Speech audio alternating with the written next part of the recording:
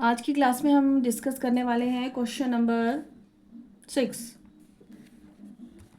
Question number 6, a machine on an average manufactures 2823 screws a day. How many screws did it produce in the month of January 2006? कहता है एक machine है, वो लगभग average में मतलब लगभग 2825 स्क्रू पेज बनाती है। तो बताओ उसने जनवरी के मंथ में 2006 जनवरी के मंथ में कितने स्क्रू बनाए होंगे। अब 2006 यहाँ पे आपको थोड़ा कंफ्यूज करने के लिए लिखा है, क्योंकि हर जनवरी में सेम ही डे होते हैं, वो होते हैं 31। ये आपको पता होना चाहिए, जनवरी के महीने में 31। अब एक दिन का दिया है तो हमने जनवरी के महीने का निकालना है, तो कितने दिनों का निकालना है, दैट मीन्स 31 डेज का। ठीक है, एक का दिया है, ज़्यादा का निकालना है। तो मैंने आपको पहले भी बताया है, जब एक चीज़ दी हो, ज़्यादा निकालनी हो, तो हमने मल्टीप्लाई करना होता है। तो क्वेश्चन नंबर 6 को हम पहले जो चीज़ें हमें दी हैं हमने वो लिखनी है। तो हमें क्या दिया है, in one day, in one day simple हम ऐसे ही लिख लेते हैं, इन वन डे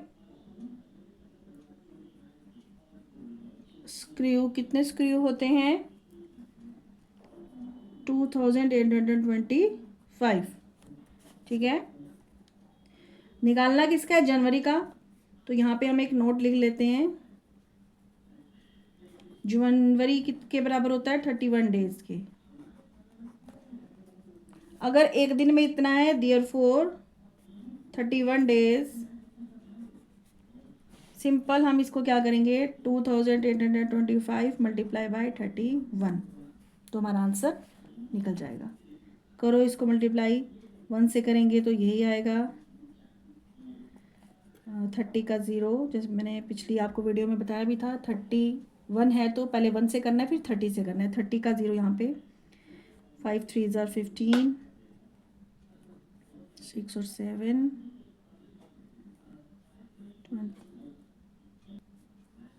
4, 2 कैरी, 6 7 8, ये आ गया हमारे पास।